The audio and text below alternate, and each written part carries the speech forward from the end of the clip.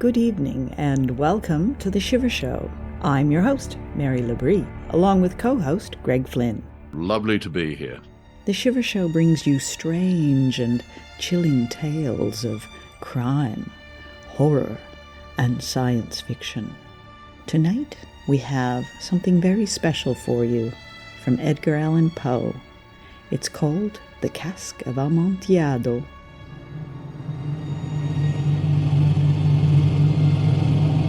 Greg, we're about to listen to The Cask of Amontillado. Have you got any initial thoughts? Well, sadly, Mary, I don't have a glass of Amontillado to steady my nerves while listening to the show, so I'll just have to be brave. You can't just have a glass of good Aussie red. That won't do. Well, it would do, but I don't know whether it meets the broadcasting standards.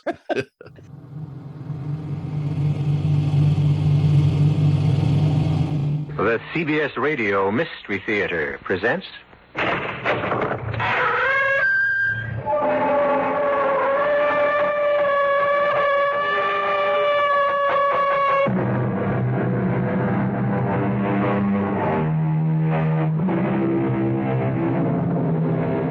Come in. Welcome. I'm E.G. Marshall. Lord Byron, if I recall correctly, first said, "Sweet is revenge." But "Revenge is mine," saith the Lord, according to the Bible. The truth would seem to be that sweet indeed is revenge, while the moment lasts. But the victim of revenge will himself be avenged, one way or another, by a power not of this world. Surely the power of God. In any case, had Arno Montresor not revenged himself on Fortunato Bellini and enjoyed to the full that moment of sweetness, he would never have experienced the shock and terror that surged through him when Inspector Murdaro said, "Arno, I arrest you for the murder of Fortunato Bellini." Me? You arrest me? For murder?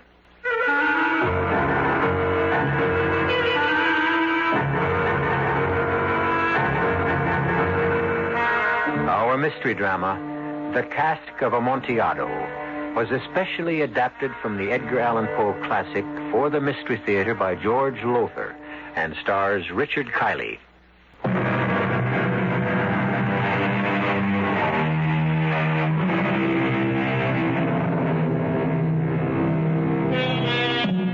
We were talking about revenge, I believe.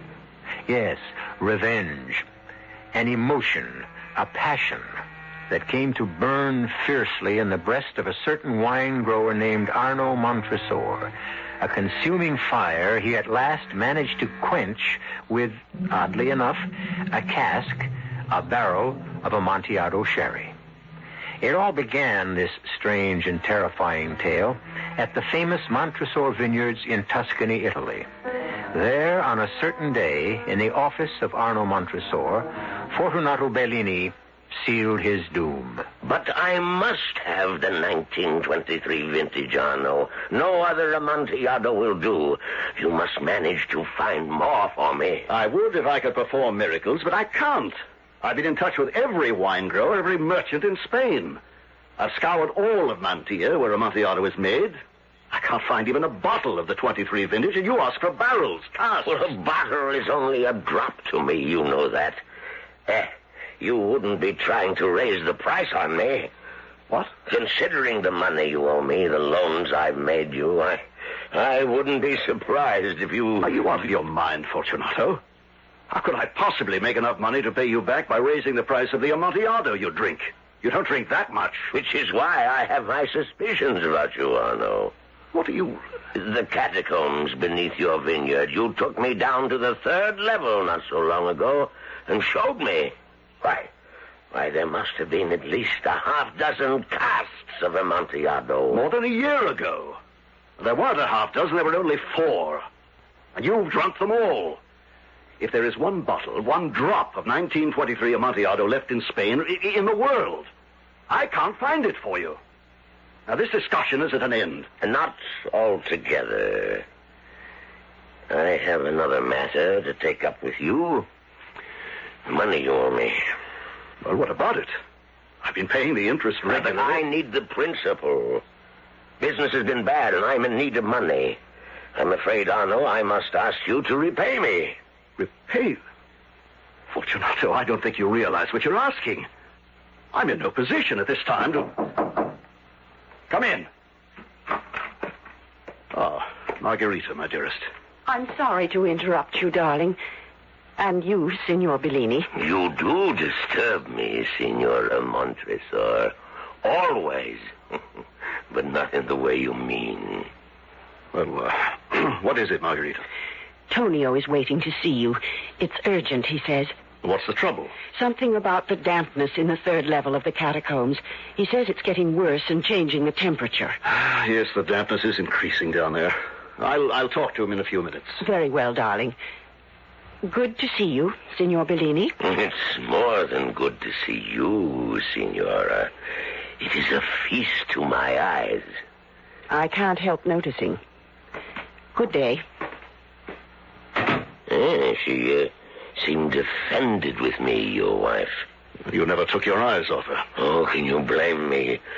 So young, so... About the money I owe you, Fortunato. 1 week, Arno. 1 week? You know our agreement. The loan's payable on demand, or you can sell me out, but there was never any thought of that. There is now, I'm afraid. But you wouldn't. You can't. I must. I need the money. You've got to give me more time. I'll do anything you ask. Anything within reason. Within reason, you say, eh? Yes. What is it? Well, you know how I feel about your lovely wife. Just looking at her makes me feel young again. What are you saying? The thought has crossed my mind more than once, Arno, that what a pleasure it would be if she would come to dinner with me one night. Oh, yes, we'd be delighted to. And not we, not you, her, alone. If you mean what I think you mean, get out. Very well. Arno. Get out, I said. I'm going.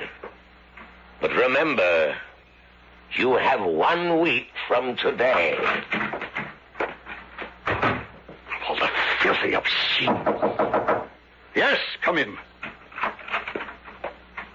I just saw Signor Bellini leave. If you can see Tonio now. Arno, what is it? Oh, nothing. Something's happened to upset you. I can see it in your face. What is it? Oh, Bellini, he's given me a week to repay the money I owe him, or he'll sell me out. Oh, no. But that's not all. What got me angered was... Yes? He said he'd be willing to give me an extension if you'd have dinner with him. What you mean is if I... Yes. Of all the thought of it. That fat, repulsive... But, Arno, darling, what are you going to do? Can he take the vineyard if you don't pay him in a week? The vineyard, the wine stocks in the catacombs below, the house, everything. But we'll be ruined. Yes, ruined. Oh, my dearest, there must be something we can do. Something. If you think of something, Margarita, let me know.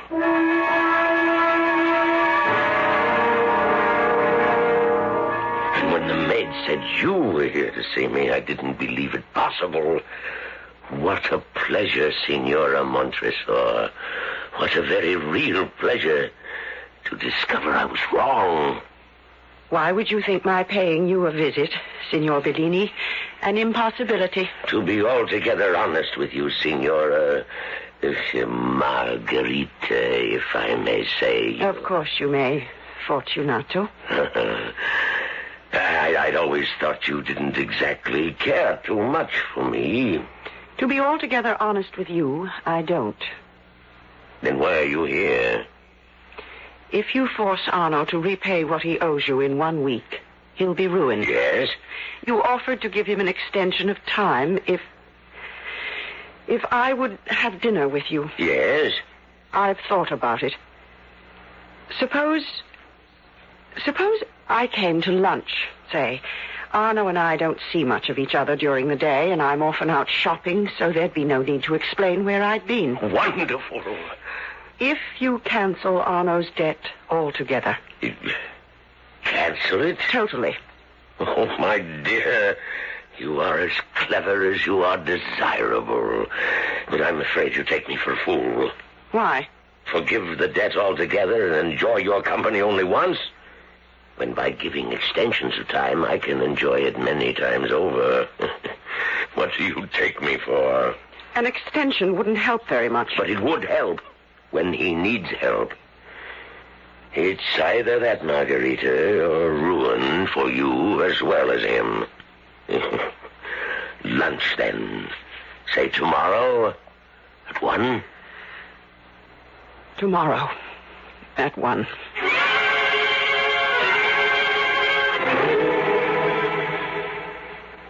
I said, where have you been all afternoon?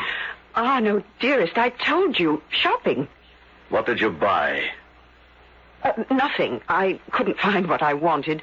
A bag, a new bag to go with those shoes I bought last week, and I thought I might find a hat to go with... You were with Bellini. Isabella told me. Isabella? His daughter. You know his daughter. The one he sent to visit our aunt for the afternoon. Only the aunt wasn't at home, and she came back to find you with her father in her father's bed. I did it for you. Did what for me? Shame me? No one need ever know. I know. Me, I know. I want to die. I have died. Arno, darling. Darling. Listen to me, please listen. I love you. Only you. I don't want to hear. Please, oh, please. Since the day of our marriage, I have watched you work yourself to the bone to keep the Montresor vineyards going, to hold on to the heritage, your heritage of more than a century. I have so admired you for what you do, so loved you for the man, the husband you are. I couldn't bear to see you ruined, and so I helped you in the only way I knew, the only way I could. Bellini is going to extend the loans another... The devil with the loans! And Bellini and his extensions. You stand there and tell me you couldn't bear to see me ruined, and in the same breath admit you ruined me. No. Ruin me as a man. Ruin me as a respected member of the community. You think everyone will know about this? With Isabella and her tongue? I can hear them laughing behind my back. All of them. Laughing. Arno, I beg you don't talk this way. Isabella won't talk. No one will ever... I will! I can never look at you again without knowing what you did. I could never hold you in my arms. Never sleep with you again without knowing. Adulterous! Arno! I could kill you for what you've done to me. Kill you! Your hand. My throat. Arno! Kill!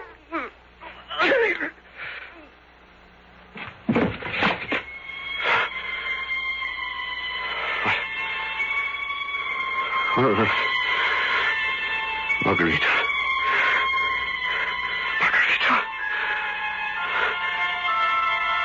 He's dead.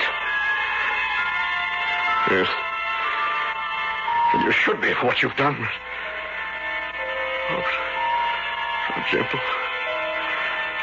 Sweet. How beautiful and desirable.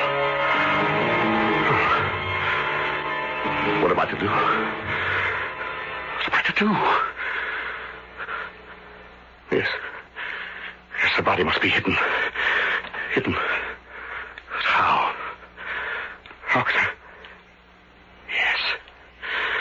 That's it. The catacombs.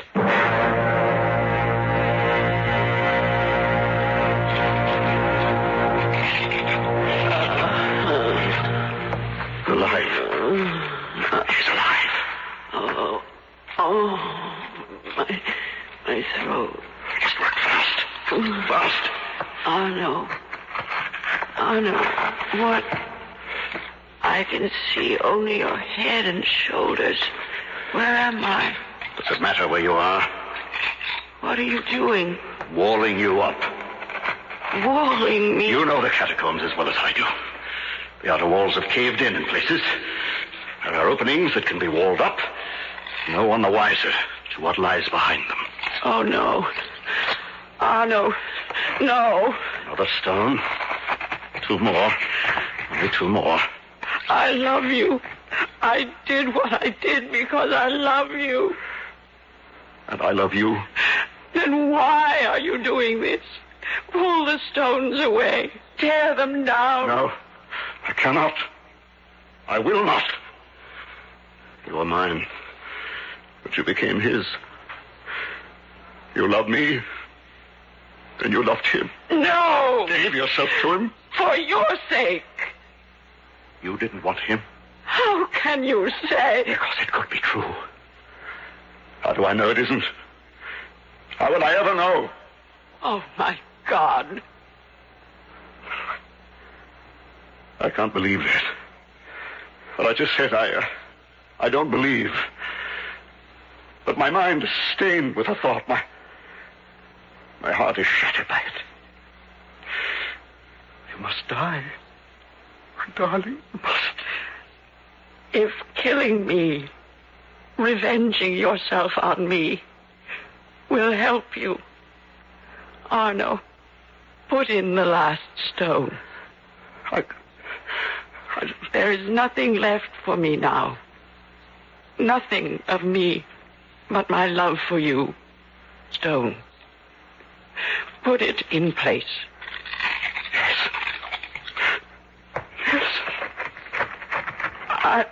I love you. I love you. I love you.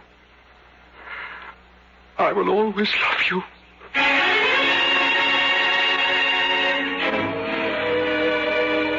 His heart, his soul smashed to bits, Arno Montresor sends his wife to her death, walling her up on the first and uppermost level of the catacombs. Oscar Wilde, our old friend, said, "Each man kills the thing he loves." All my life, I've never been able to understand what he meant by that. Perhaps I do now. Perhaps you do too.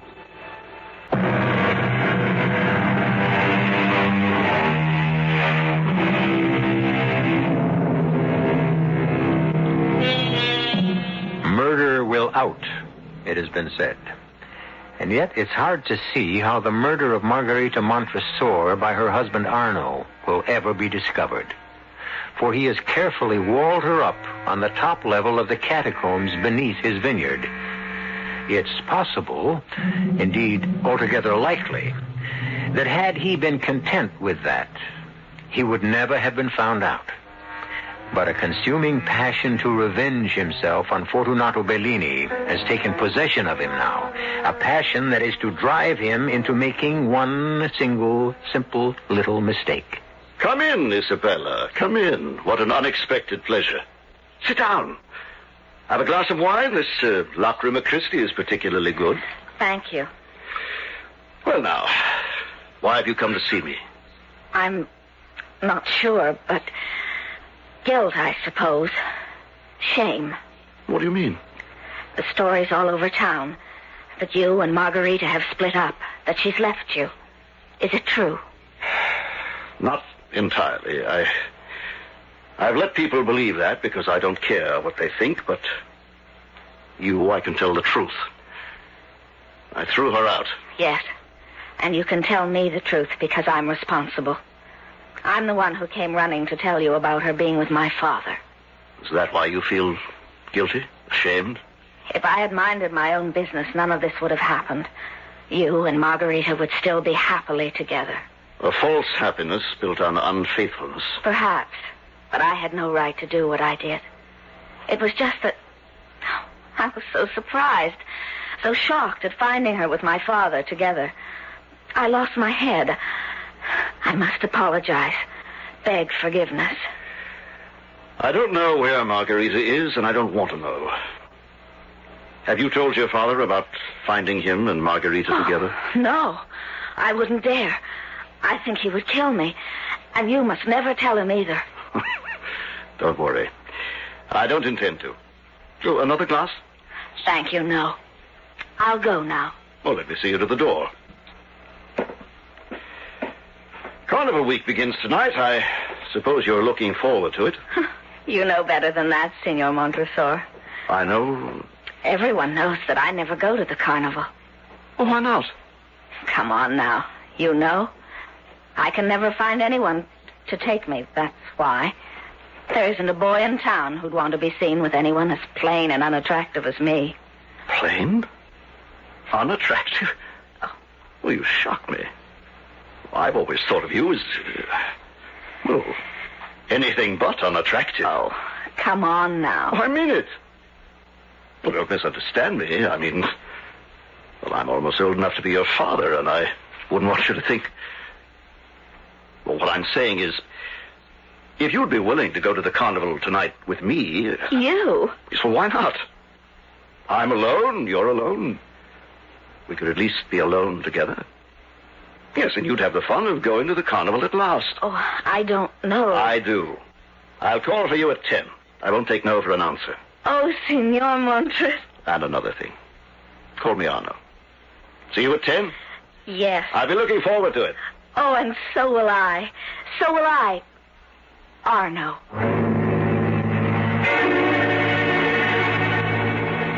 Inspector Madero? The police? Yes, senor. What do you want with me? A matter of routine, senor, nothing more. It's about your wife. Yes? What about her? It's come to our attention at headquarters that your wife is no longer living with you. Correct.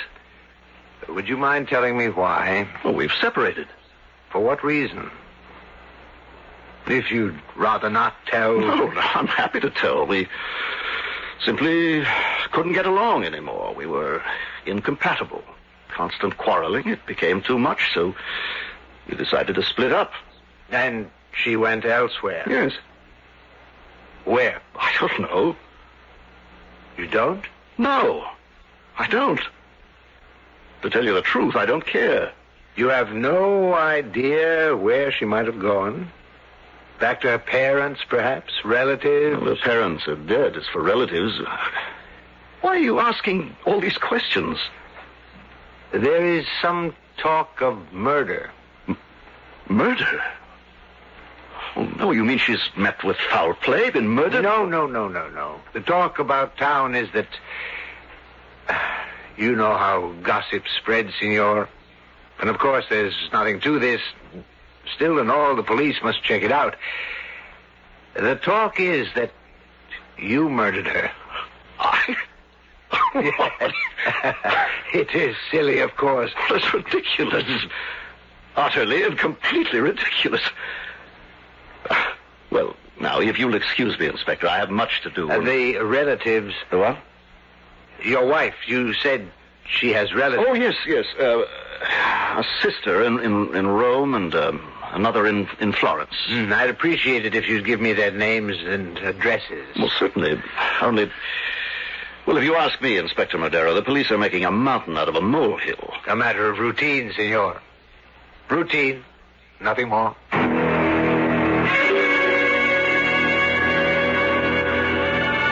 Enjoying yourself, Isabella? Oh, Arno, I am. You have no idea. Thank you for bringing me. It's so wonderful. There must be thousands and thousands of lights, all kinds of colors, and the music and the people in costume and fireworks. Arno, the fireworks have started. Let's get closer. Well, we can, but pushing through this crowd is going to be... Hey, what? Come on, Chester, stop blocking my way. Why, Arno, it's me, Fortunato. Father, I didn't know you were dressing up as a court jester. Yes. How are you, Arno? Well enough, Fortunato, and you? Well, fine, except I've been a little troubled, a little puzzled not hearing from you, especially after I gave you a 3-month extension on the loan. Well, I've been very busy, Fortunato. Very busy. Harvest time, you know. I just haven't had a moment to myself. Yes, but still and all. Well, never mind. This is a night for fun and pleasure, which reminds me, have you managed to find some 23 Amontillado for me? Well, the truth is, Fortunato, that... Now, I don't want to get your hopes raised, You have found some. No, not yet, but I may. Now, I say I may have located a barrel of it in Mantilla. Old cask? Oh, if that is only true. My agent is checking. I'll let you know. As soon as you do, don't waste a minute. Get it over from Spain as fast as you can. I'll do my best. Well, see you later. Look! Oh, Anna, look! The skyrocket all exploding at the same time. It's subside, isn't it? It certainly is, Senor Montresor. Oh, Inspector Montero. Well met, senor. And isn't this Signorina Bellini with you? Yes, Isabella, this is Inspector Modero of the police. How do you do? Enjoying the carnival, I hope? Oh, yes. Oh, Arno. By the way, she didn't go to her relatives. What? Your wife. She didn't go to her sister in Rome or Florence. We checked. They haven't seen her. Oh, well, she must have gone elsewhere then. Of course. The question is, where? You have no idea, as you said, senor. No? Yes. Well, I'll just have to keep looking till I find her.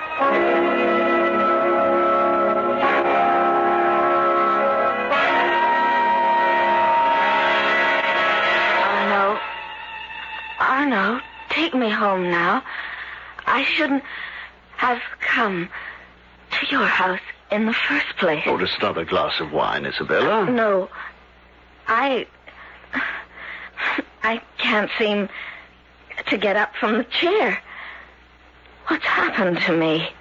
I've drugged you, that's what's happened. Drugged me? To make killing you, murdering you, easier. Murder?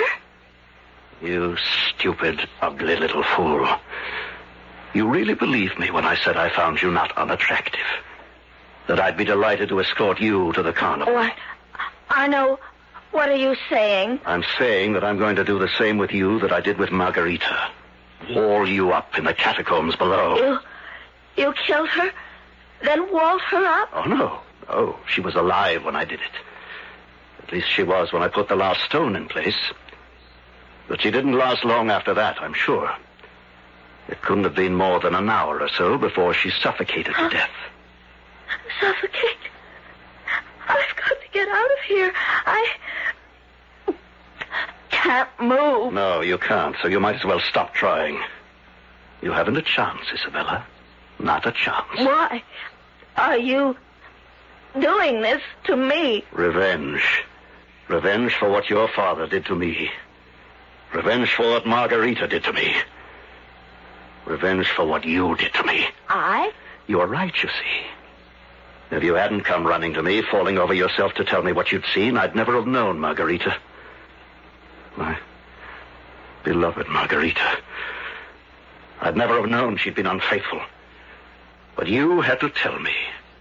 You and your wagging, gossiping tongue. I didn't think. I'll pick you up in my arms. No. And carry you down to the catacombs. At the second level below. No. And wall you up as I walled up Margarita. Please. Think what it will be like. As slowly one stone after another goes into place. A growing coffin lid for a stone coffin. Think of the agony that lies ahead when the last stone is placed and mortared in tight. Tight. And the air is cut off. And slowly, in agony and horror, you suffocate. Smother to death. Tell me now, little gossip. What have you to say to that? Nothing? I'm holding you in my arms, looking into your eyes. Eyes filled with fright, with terror. You have nothing to say. Oh, you must have something. Surely there's some word you can speak, some sound you can make. That's it, again.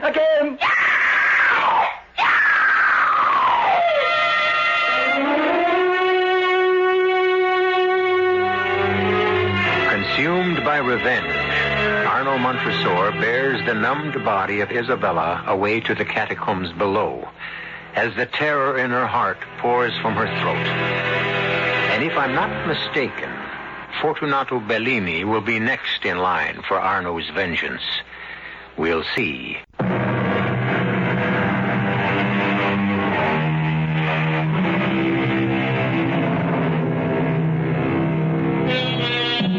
Our theme, as I have said, is revenge.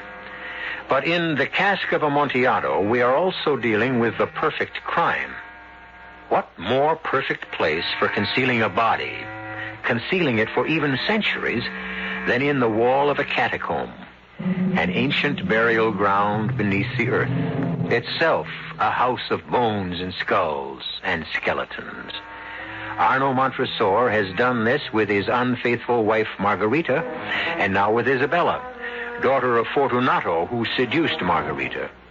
But, as with all perfect crimes, the criminal inevitably goes one step too far. Worried sick, Arno. What could have happened to Isabella after she left you? Fortunato, my good friend, I wish I could tell you, though. Really, I do think you're worrying unnecessarily. Now, what do you mean, unnecessarily? You say you brought her home last night at 12:30. That when I returned from the carnival at 3 this morning, she was not in the house. And here it is 2 in the afternoon the next day. Where is she? You ask me, she may have met with some friends and stayed with them. No, I don't think so. It isn't like her, not like her at all. I must go to the police. I should have gone to them before this. Oh, wait a little while yet. She'll show up. And by the way, I think I may have a surprise for you tonight. A pleasant surprise. What do you mean? You'll see. The Amontillado. You have found me some Amontillado. I didn't say that. That's what you mean. Where did you find it? How much of it? Oh, now, you're running ahead of yourself and me. I said nothing about finding any Amontillado. If you knew how much it means to me, the craving I have for that 1923 vintage. I know. And believe me, when I tell you I've moved heaven and earth to find some for you. And you have. I didn't say that. And I'm not going to say another word until I'm sure I have the surprise for you. And when will that be? Well, perhaps tonight. Perhaps tomorrow. Perhaps never. I'll send a message to you.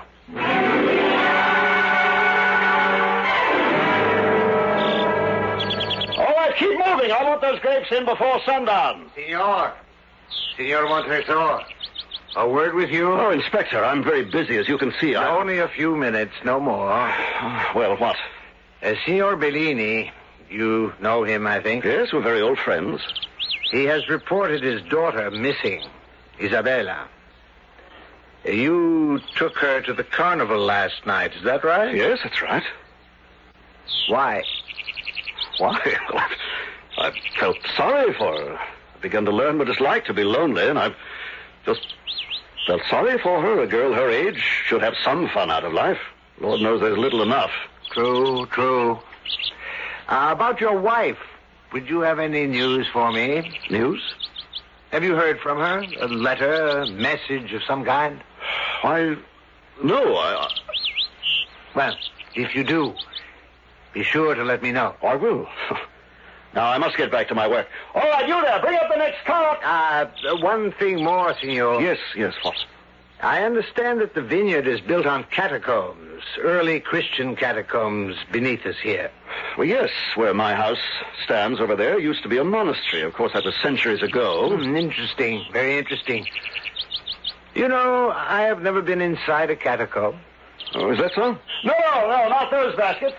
Load those baskets. Even when I was in Rome. I was wondering if you'd mind if I went down into yours. Why, no, not at all. I'll take you down myself sometime.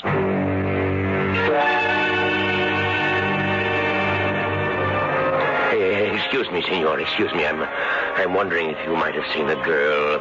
She's 18. Her name is Isabella Bellini, and excuse me, signorina. Excuse me. Do you happen to know Isabella? Fortunato, I've been looking all over for you. Oh, she hasn't come home. No one has seen her. Everyone I've asked is... What are you talking about? Isabella. Would I be out here on the second night of Carnival if I hadn't... Didn't you get my message? What message? I found her. What? I had to come into town late this afternoon to pick up the Cask of Amontillado. Amontillado? A cask of Amontillado? Yes, that's the surprise. My agent at Montilla several weeks ago, he found a whole cask. No. 1923 vintage. Oh. Anyway, it arrived today, and when I came into town to get it, I ran into Isabella. Cask, a whole cask. I took her to my house. Dead on her feet from lack of sleep, and my house was the closest, And then she's safe. Good. But the wine... At my place, too, of course. Come on along. What a lucky night for you, my friend. You found your daughter and your favorite wine.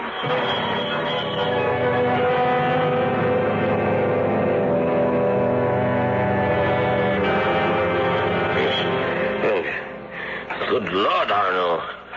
How far down into your infernal catacombs must we go? To the third level.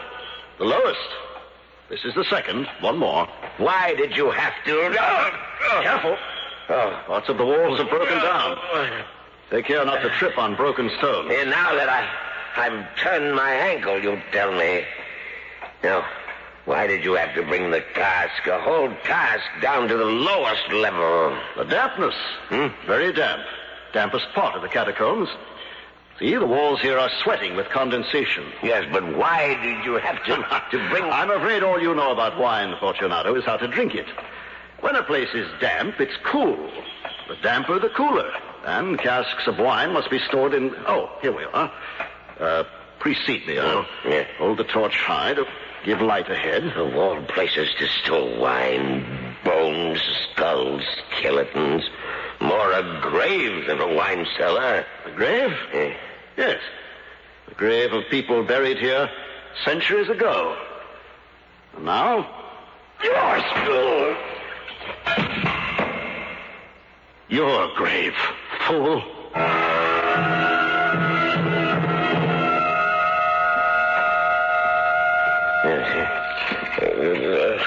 So, you're coming to your senses, Fortunato. Good. Because I want you to feel. I want you to savor every moment of horror that lies before you. My head. No. What's happened? I knocked you out. Picked up a rock and knocked you out of it. But why? What's this, my arms? My legs, I can't move them. Because you're manacled to bolts in the wall. Oh, what are you doing to me? Walling you up, my friend, as I walled up Margarita, walled up Isabella, so you can die in agony of horror, die of suffocation as they did.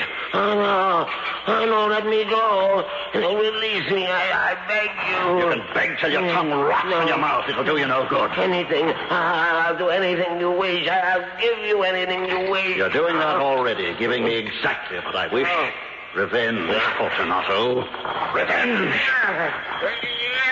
That's it, fool. Fight to free yourself while I put another stone in place.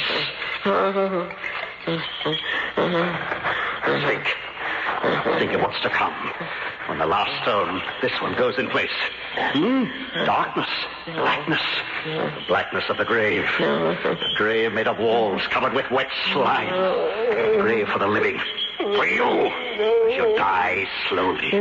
Slowly die of suffocation. Last stone. See, fool? See? Watch now as I put it in place. Watch. Your eyes can't tear themselves from it, eh? Let me look into them. Your eyes. And enjoy, relish, taste the hideous fear, the ghastly horror of your soul. Into place it goes. Into place. Last stone. Now.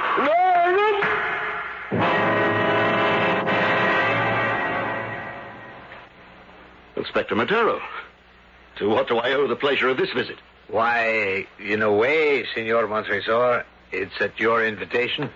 I invited you? Several weeks ago. You recall I mentioned that I'd never been down in the catacombs, and you said you would take me on a tour sometime. Oh, that, yes. Well, I'm delighted to do so, but not today. I haven't the time. I'm afraid the tour of the catacombs must be made today. It's impossible, Inspector. I assure you, if I had the time to take you on a tour, I'm sorry, I should have made myself clear. I'm talking about me taking you on a tour. You taking me? Oh, yes. I've already seen them. Your overseer showed me around this morning, after I showed him the search warrant. What are you trying to tell me? That you're under arrest for the murder of Signor Fortunato Bellini, his daughter Isabella, and your wife Margarita. You're out of your mind. No, but I think you were out of yours. I must congratulate you, Signor. You came close, very close, to committing the perfect crime. But you overlooked one single factor, one very small thing. What? We'll go down, and I'll show you.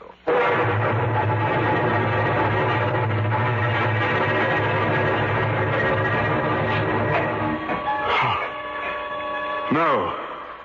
Yes. Fortunato's body.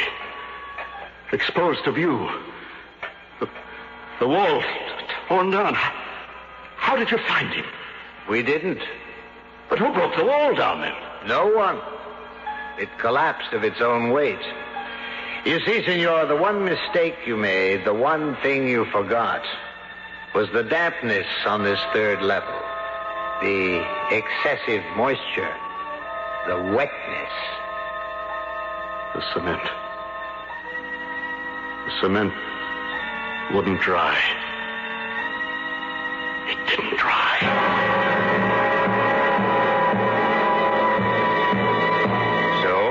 As always with a perfect crime, there is some slight imperfection. Indeed, so very slight as not to be noticed by the murderer, to his deep regret.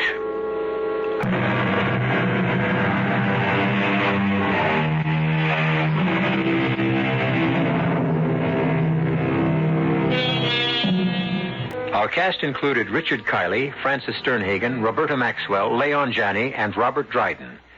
The entire production was under the direction of Hyman Brown. Greg, what did you think of the Cask of Amontillado?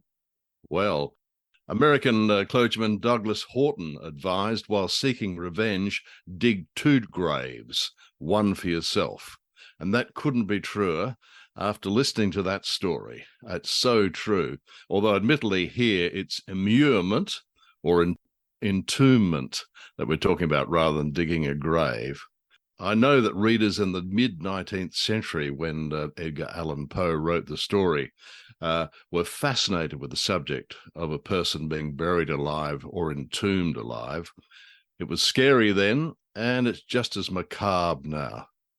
He basically kicked off the crime genre. So Edgar Allan Poe was the first one to write something that was considered in the crime genre with the murders at Rue Morgue. It hadn't really been done before. The Telltale Heart and Cask of Amontillado are both considered crime horror dramas also. But the murders at Rue Morgue was the first. Yes, indeed. There's no doubt that the Cask of Amontillado, it's peak Gothic horror. And there have been multiple adaptations of Poe's story into this, the Cask of Amontillado. But this adaptation has got similar elements to the original. But the radio play's also got new characters and a new, clearer reason for Montresor's lust for revenge. So in Poe's original story, as you know, Fortunato wronged Montresor, but it was slightly obscure precisely why. In this case, it's honor besmirched, and we know exactly why. What Greg's referring to there is the original story literally has a narrator, and there are no other characters, and there's only one murder, and that's the murder of Bellini. Whereas in this adaptation, for the CBS Radio Mystery Theater, there is the narrator, there is Bellini, but there is also a Margarita and Isabella. Much higher body count. Yes, that's right. And also talking about drinks, which is one of the themes here, we've got a margarita, but we've also got Bellini. So presumably that's the writer George Lowther showing off his possibly limited knowledge of Italian alcoholic drinks. And he also mentions another Italian wine there where the characters drink Lacrima Christi, which is Latin for Tears of Christ, which is a very telling wine name for them to be drinking. That's some good alcohol trivia there, Greg. Well, that's right. Well, I mean, you may have followed the rationale here, but I wasn't quite certain why Poe has got his Italian characters being all fired up about sherry from Spain. But I must have the 1923 vintage, Arno. No other Amontillado will do.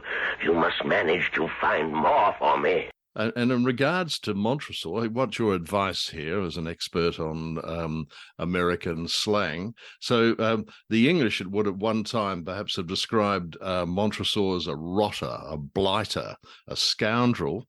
But what's a good American description of him? What is he?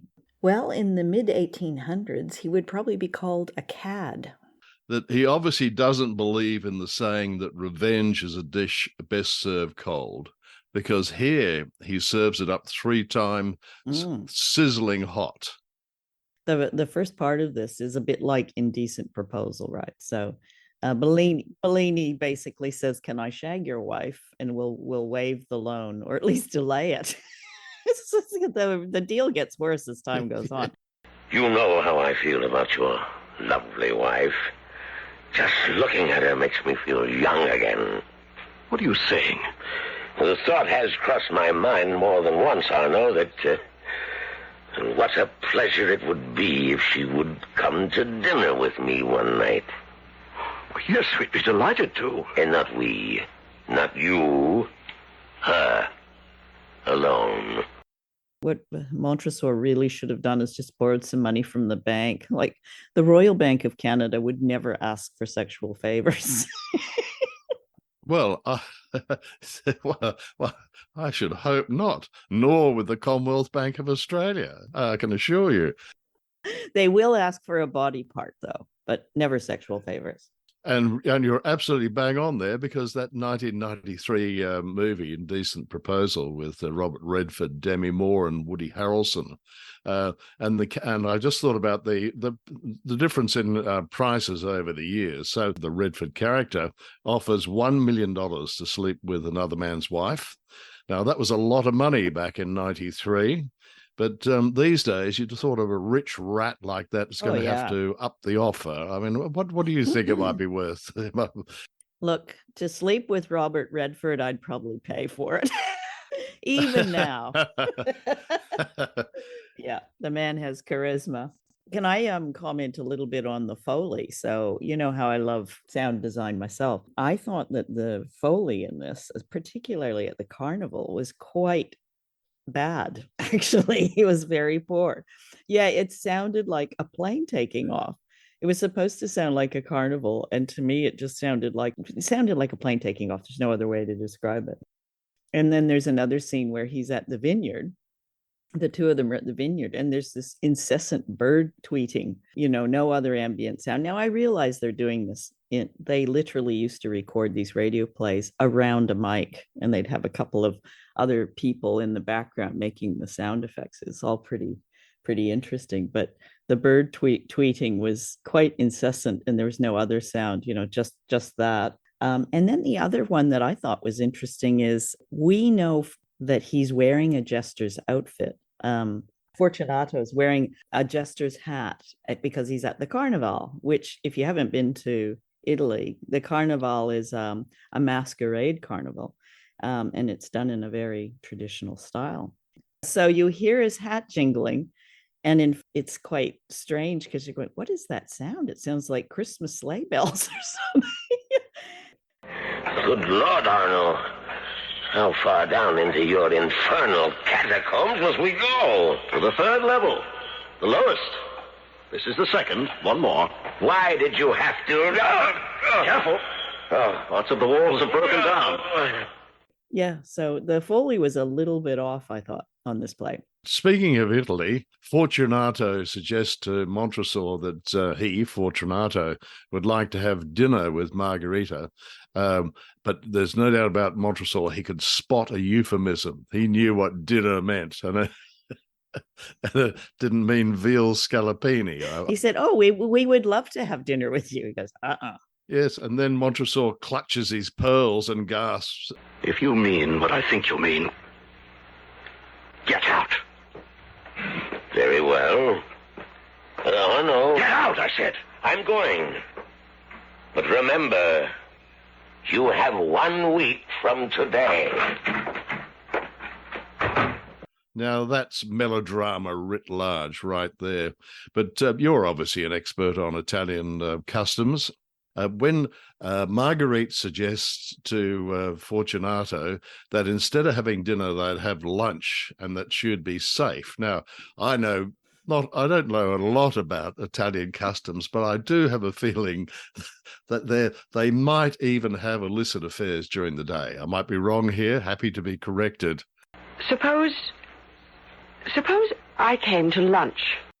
You know how they talk about the siesta in Spanish?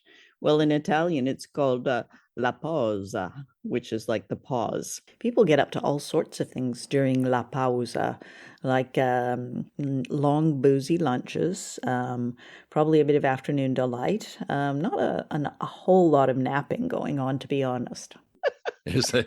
Well, so it seems. And so this is yet another new element that the scriptwriters brought in, which wasn't in the original, but nevertheless you get a crystal clear idea of what was cooking there. But if we get back to Montresor, my favorite character again, he gets all affronted. So you're with him, right? This is quite good because he's so upset. But then it turns out he's not upset about his wife. It's about himself. You've ruined me as a man. You've a respected member of the community. People be laughing behind my back. Yeah, it's all about me with Montresor. I think it's a great play, though, in terms of showing revenge and how grubby that is as a motivation. Have you seen the recent Netflix series, The Fall of the House Usher? No, I haven't. I read the short story. Sorry. So that's an Edgar Allan Poe as well. But what's interesting about that is that they actually used the Cask of Amontillado. They have a whole scene straight out of that in The Fall of the House Usher. So they use that murder technique in the Netflix series, which is set in the present day. So I was quite interested to see that they had actually combined two Edgar Allan Poe stories in the one series. Oddly enough, on a piece of trivia, apparently Richard Kiley, who was the Montresor character here, had won 2 Tony Awards on Broadway, and he apparently has a wonderful baritone, which he doesn't get to use singing in this. And Margherita, who was played by Frances Sternhagen, also had 2 Tony Awards. So they're a stellar cast there. Now I'm trying to imagine the Cask of Amontillado as a musical, and it's not working for me. No, it's certainly depressing enough to be an opera. On the subject of trivia, the CBS Radio Mystery Theatre host is E.G. Marshall, who I used to quite like when I saw him in 12 Angry Men, the movie, as a juror. Yeah. And then as a youngster, very young youngster, he was in this TV series called The Defenders, where he played a lawyer. He's got a nice urbane approach to it, very casual. We've got people being entombed, but it's not going to worry E.G. Marshall. He's seen it all. I wasn't certain, Mary, if the moral of the story, and here's a pro tip, don't over dampen your cement, or whether it was not to worry about the guy managing your local liquor store if he's a psychopath, as long as he sells a smooth, competitively priced sherry. That's the key thing. Yeah. Don't worry who's buried under that liquor store. And my pro tip would be, if someone invites you into their wine cellar, maybe bring a taser just in case. A good tip indeed.